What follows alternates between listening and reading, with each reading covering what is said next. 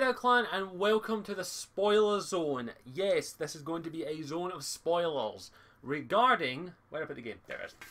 Regarding Shadows of Mordor, or Shadow of Mordor. Call it Shadows, for fuck's sake. This is basically going to be full-on spoiler territory where I'm just going to discuss the story.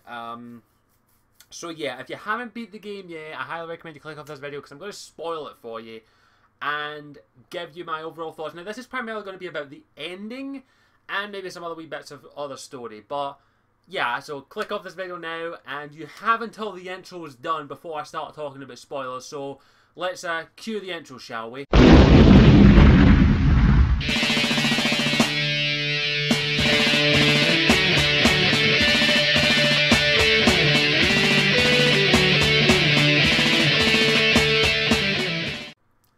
Okay, first things first, I did enjoy the story, and overall, I thought the story was good for the first 3/4 of the game. The story starts off really strong. It's your standard revenge story. That's basically the way I can sum up it. Talion is seeking revenge on the Black Hand of Sauron because he killed his son and wife and himself. Basically, he killed his entire family, including Talion himself, and the whole purpose of the story is he wants to get revenge on the Black Hand of Sauron. That's the story in a nutshell. That's the main story. There is a side story with Celebrimbor, the Turian council member who's voicing the Wraith. I'll call him Cal, okay? Celebrimbor, Cal. His story is that he's lost his memories, and throughout the story you will recover them, and you'll learn about how Sauron manipulated him into creating the Rings of Power. And I got corrected, he didn't create the One Ring. Sauron created the One Ring. Celebrimbor merely added the final details onto it. Technicalities.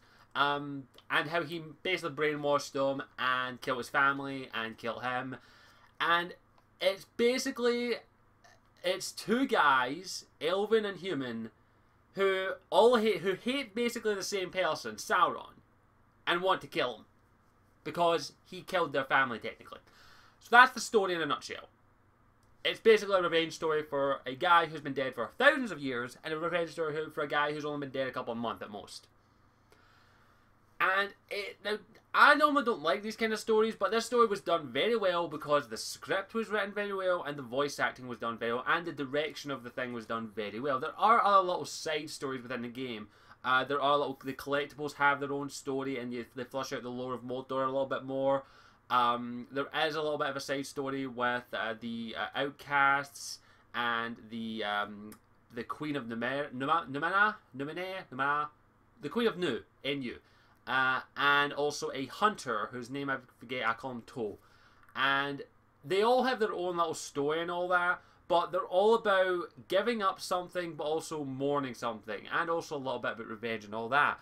But out of all of the stories that are there, only, me counting them, only the side stories that involve the hunter, the queen, and the outcasts, they have kind of definitive endings. They all end in a little bit, but we never really see what happens to them afterward, except for maybe one. But those ones felt alright. They worked out really well. They worked out okay. I'm not going to say they were perfect. They were fine. Good little side stories to add to that, and again, well voice acted. But all of the stories, including the main one, have one major flaw in them. Underwhelmment. Especially the main story of Talion Cow. We'll call him Talon Cow, because I always fuck up their names. And I should probably stick my phone on silent so I don't actually hear you, so you don't hear ding dong every fucking 5 minutes, because I normally get a bunch of messages from my email.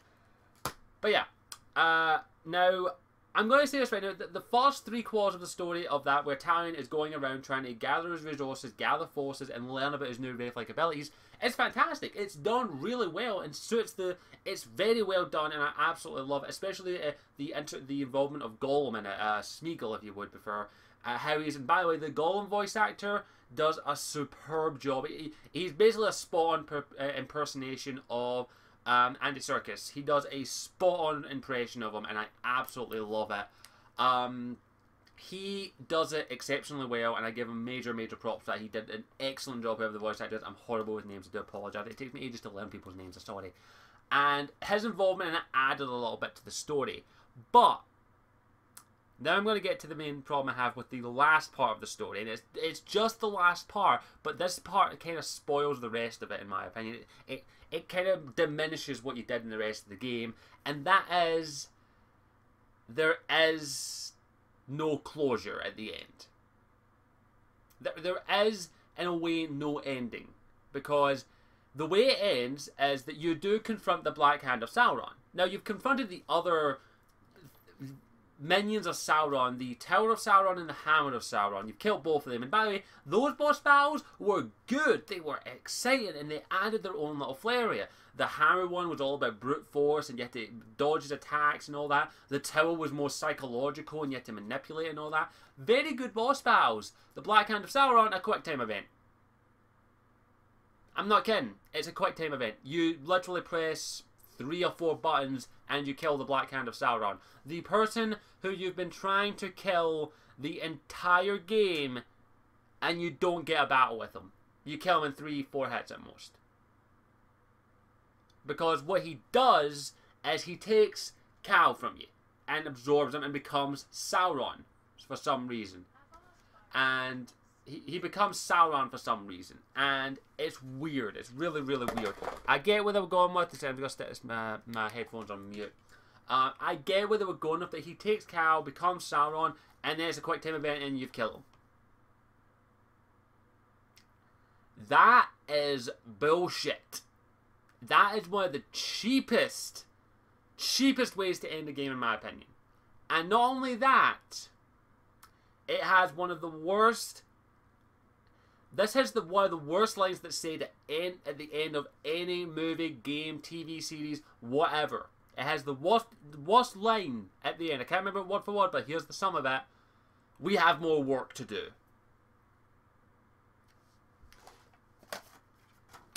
This is sequel begging. That is my major problem with this game. Is the ending is a sequel bait. And we all know that they're asking you to buy the season pass because there's going to be more. No, this game does not feel finished. The story, you get your revenge. Yes, you get that. But at that point, Tal should be moving on. He got his revenge. He avenged his family. He should be moving on. But instead, he tells Cal, we got more work to do in Mordor. That is the thing I hate most about this game, is that ending. Whenever a game, movie, or TV series does this, or even a book, it is cheap. It is nothing but blatant sequel begging. Now, you expect this from maybe the second installment of a series. You expect this from the you expect this from the Two Towers. You know that the middle part of any story, 9 out of 10 times, if it's a trilogy, will always end on a cliffhanger, no matter what. This is the first in a possible series of games. They've even hinted at it. But the ending is a blatant sequel beg, and I hate it. That is, as soon as that happened, I was like, what? What the fuck? What in the flying fuck? I wish I was recording my reaction to it, because I was pissed.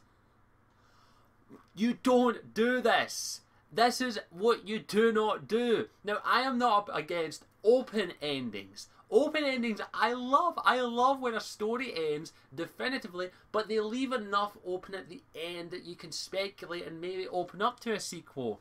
This didn't do that. This was a blatant, I'll see you in the sequel ending.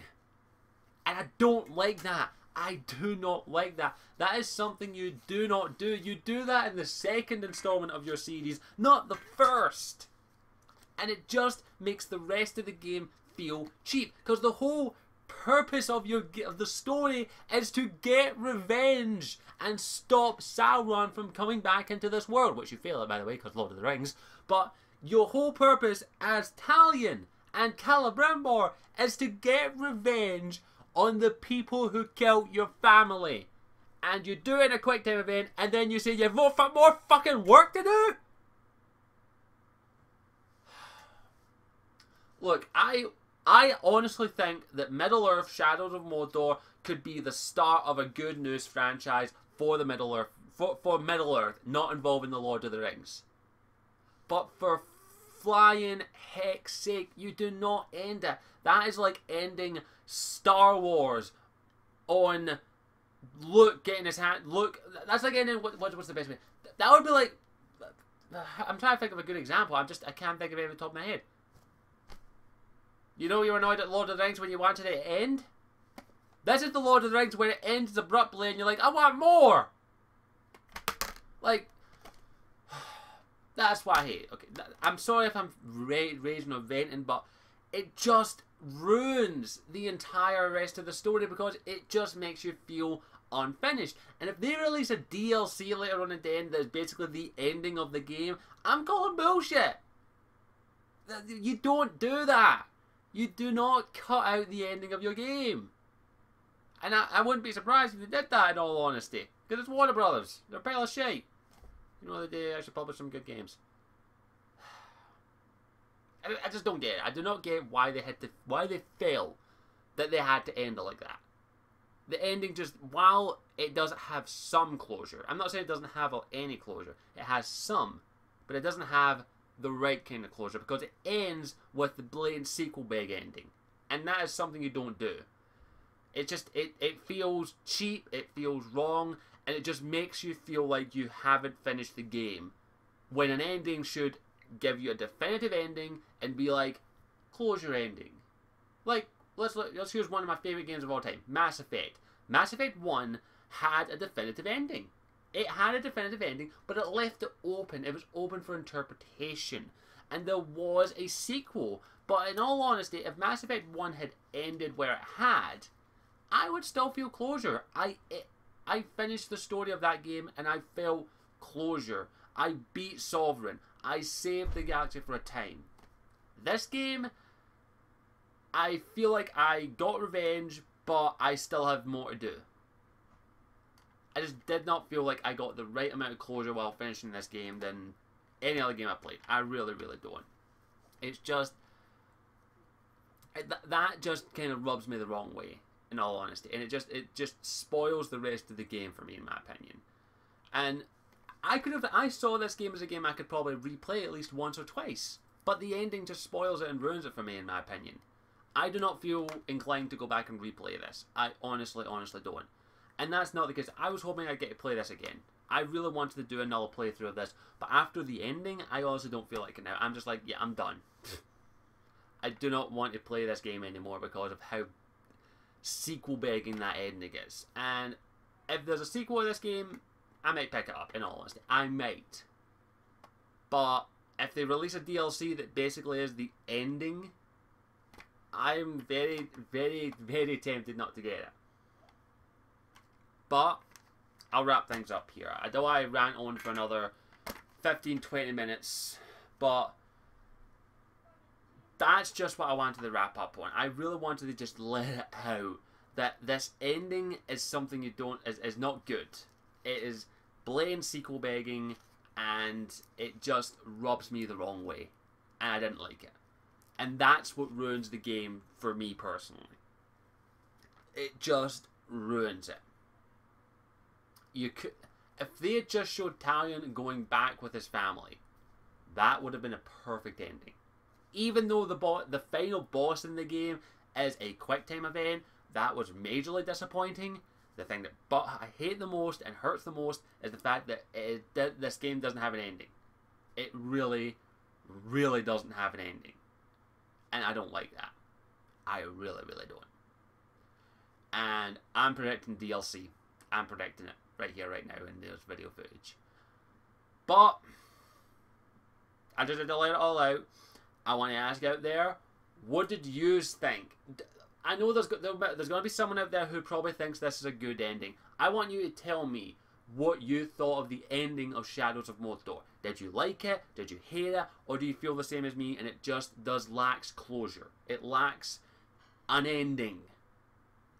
Other than that, I'm going to wrap things up here. thank you for watching. As always, I'm Scottish Warrior 92. I'll see you all next time. Ciao for now. Mwah. Hey there, thank you for watching the video. I hope you enjoyed it, regardless of whatever the video topic was about, because I know I'm a complete lot of tit sometimes. If you want to check out any of my other further content, all you have to do is click on the little Scottish Warrior 92 thing down the bottom there to take you to the channel and check out the rest of my videos. If you want to follow me on any of my social medias, it's just Scottish Warrior 92 everywhere else. And also, if you want to help support the channel, all you have to do is pop in the link in the description to my Patreon page, patreon.com/Scottish Warrior 92, in which if you feel like my content is worth it, you can donate $1 a month to help continue to support this channel and help me make this into a full-time gig. Feel free to go check out the Patreon page to make sure it is to your liking and you actually want to spend $1 a month on this shitty channel.